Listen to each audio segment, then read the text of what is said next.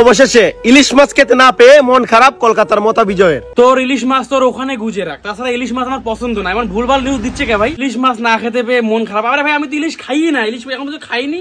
আর ইলিশ মাছ আমার পছন্দ না। কি গন্ধ করে ইলিশ মাছ, কি কাটা, এগুলো খায় কে? এগুলো খায় কে? কলকাতার জনপ্রিয় একজন কন্টেন্ট ক্রিয়েটর মোটা বিজয়, মোটামুটি সবাই তারা চিনেন। গতকাল রাতেও তার সাথে আমার কথা হয়েছে, তার নাকি মন খারাপ, দাদার মন খারাপ, দাদা ইলিশ খাইতে পারে না। আমার মন খারাপ ইলিশ খেতে না পেরে? হায় রে, কি পাগলের বেশে বললাম ভাই। ইলিশ আমার পছন্দই না, আর ইলিশ খেয়ে না খেতে পেরে আমার মন খারাপ।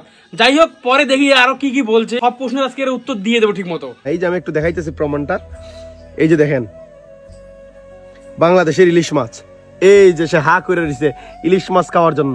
এই যে একটা মস্ত পাগল, সেটা আবারও একবার প্রমাণ মিললো। কারণ আমি বাংলাদেশের ইলিশ মাছ নিয়ে একটা ভিডিও করেছি, নিচে ইলিশ মাছের ছবি দিয়েছি, আমি নাকি হা করে আছি ইলিশ মাছ খাওয়ার জন্য।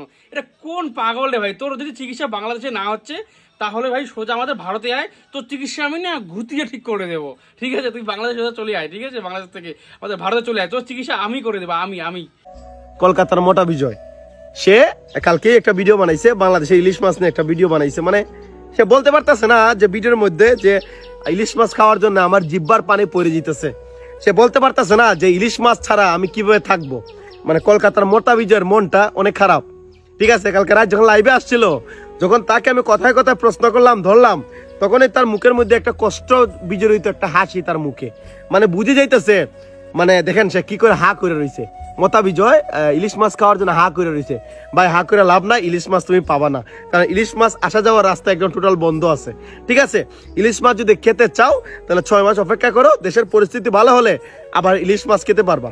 তো আসলে কলকাতার কন্টেন্ট ক্রিয়েটর মোটা বিজয়, তার মন অনেক খারাপ। সে বাংলাদেশের ইলিশ খেতে পারতেছে না।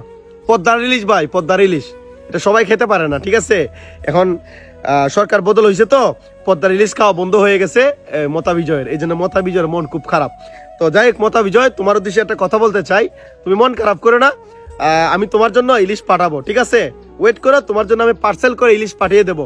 নাহলে একটা কাজ করবা, আসাম বাংলাদেশের সাথে যে সীমান্ত যে জায়গাটা আছে ইন্ডিয়ার, ওই জায়গায় তুমি চলে আসবা।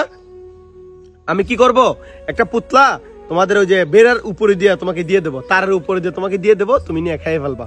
এই যে হা করে রয়েছে মোতা বিজয়, মোতা বিজয় হা করে রয়েছে ইলিশ মাছ খাওয়ার জন্য। মন খারাপ করো না, ইলিশ মাছ তোমাকে আমি খাওয়াবো, কিন্তু একটা সময় লাগবে। ঠিক আছে, কালকে ফোন দিয়ে সে তো অনেক কান্নাকাটি করছে যে দাদা ইলিশ মাছ খাওয়াও, ইলিশ মাছ তো ছাড়া আমার চলে না। তার নাকি ডেলি ইলিশ মাছ খেতে হয়, সপ্তাহে 2 দিন 3 দিন 3-4 দিন নাকি তাকে ইলিশ মাছ খেতে হয়। সে নাকি গত 1 সপ্তাহ ধরে ইলিশ মাছ খেতে পারতেছে না, তার মন খুব খারাপ।